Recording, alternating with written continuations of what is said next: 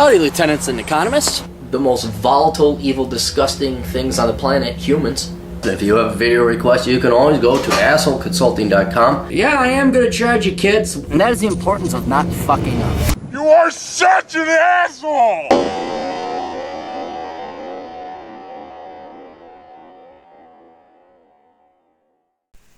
Hey guys, it's the Captain here, another video. I have to apologize to Jose. He's in town, I'm coming through town. I'm like, okay, cool, see you later, bye. I'm like, oh, maybe I should do his fucking video, huh? Maybe he paid me, he might want the delivery, who knows, yeah. Shitty customer service here at Asshole Consulting. Hi there, just recently subscribed to your YouTube channel and like your honesty. I would like your opinion on whether we should buy or rent a house. A little about our situation. We currently own the house we live in the great town of Avondale, Arizona, which you have lived in for 7 years. So if you bought it, that's like perfect timing on the crash. So there's some significant equity, I hope, in there. Oh no, there isn't. There's some. Send me the figures later. We are planning on selling the house to downsize, get the hell out of this homeowners association community, which has almost complete control over us. I believe we are in another bubble right now, and I don't know if I want to buy right away or rent a little while to see what's going to happen with the economy. A little about me: I work at commercial refrigeration and cooking equipment in the restaurant industry. I work for a McDonald's franchisee as an in-house tech. I'm also taking the two-pronged approach by starting a business on the side, doing the same thing for other restaurants. Awesome! Last year I grossed $73,000 combined, and we have 2 kids, and my wife is a stay-at-home mom. There we go. We have a car loan, a travel trailer loan, and about $5,000 in consumer debt, which will pay off once we sell the house. We have no student loans, with the cost of rent being the same or higher than a mortgage payment, considering similar sized homes in the same parts of town. I wonder if buying is the best option. Please let me know what you think is possible. I would like to read a response. Thank you. And then there was another one. I asked him for some details. The house is listed for $198. They're going to have $153 on the mortgage. So then that's going to net the money to pay it off. They owe $41,000 on the truck debt. And he says, I know what the fuck I was thinking. You weren't thinking. But now we learn, I would sell that truck to just get real. Unless you need it for your business, then you can write it off. So that might be, you may be able to have a silver lining to that cloud. We have only one other vehicle, so I can use it as a family/work truck when I need to.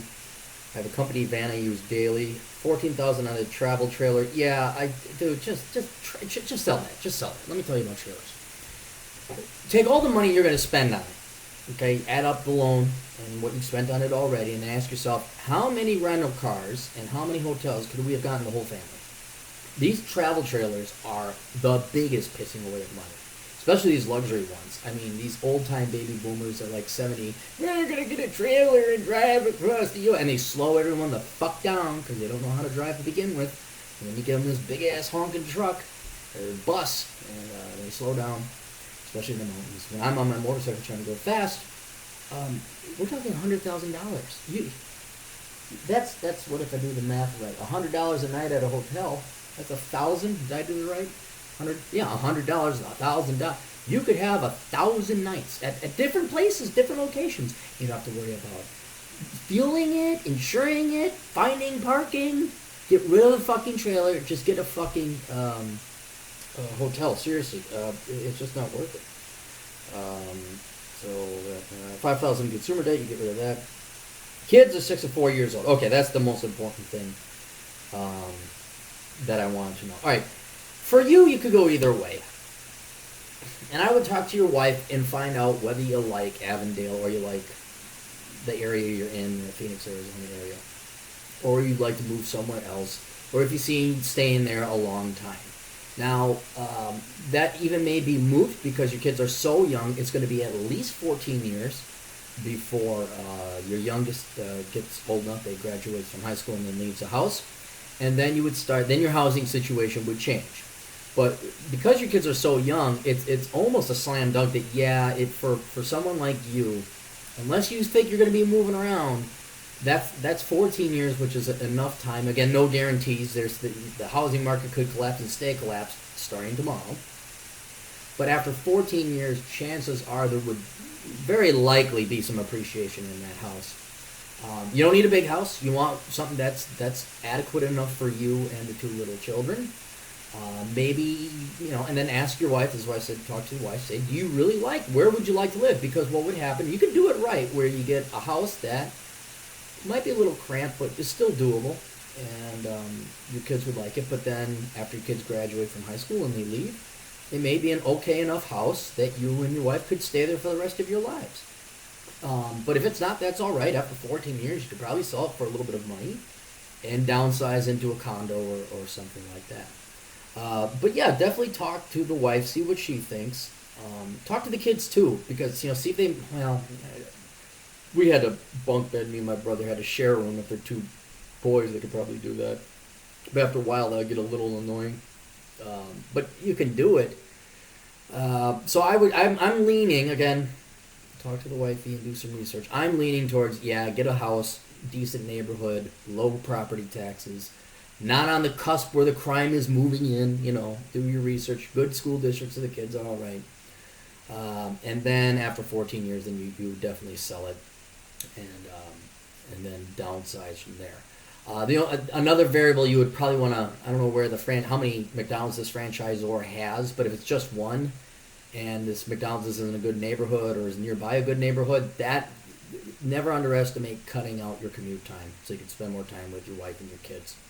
That's huge. So I only know this because Carefree is a town I visit frequently. That's way the hell out there. And then all of a sudden, let's say Carefree is just such a wonderful town. Meanwhile, the McDonald's in Chandler, no. Be in Chandler. Be next door to the McDonald's if possible, so you can walk there. That will pay non-monetary dividends that are untold. So so in general, I'd be looking for a house. The debate, is the market going to collapse? I don't know. There's no way to tell. I mean, you could certainly look at price to rents ratios. I haven't looked at them in a while, but I know they're certainly not as high as they were back in the the housing bubble days. But if you're looking at rents, see, that's the thing. House price to rents, if rents are higher than what your mortgage payment is, that doesn't mean your house price can't go down.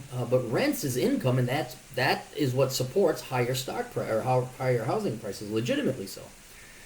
So I would, you're going to be there for a while. If you plan, you got a job, you're making good money. Since you're in there at least for the next 5 years, I would be looking at buying a house under the full understanding you don't know what's going to happen to the price or the value in the next 14 years. But gosh, it's very statistically unlikely that you're going to lose value on that house in 14 years, unless you buy a place that's going to turn into the ghetto. Okay, so do some crime statistical analysis. Jockey all the variables. See, is it near the McDonald's? Does your wife, she's got to go to Victoria's Secret. You got to make sure you're next to the Victoria's Secret. You can't have her buying crappy shit over at Walmart. None of this Walmart bras. You want lacy, you want frilly, hot shit. Got to make sure. So the McDonald's, the Fredricks of Hollywood, good school district, not near a ghetto. That's what I recommend. So, best of luck. Hopefully, we'll see you in Phoenix. Toodles.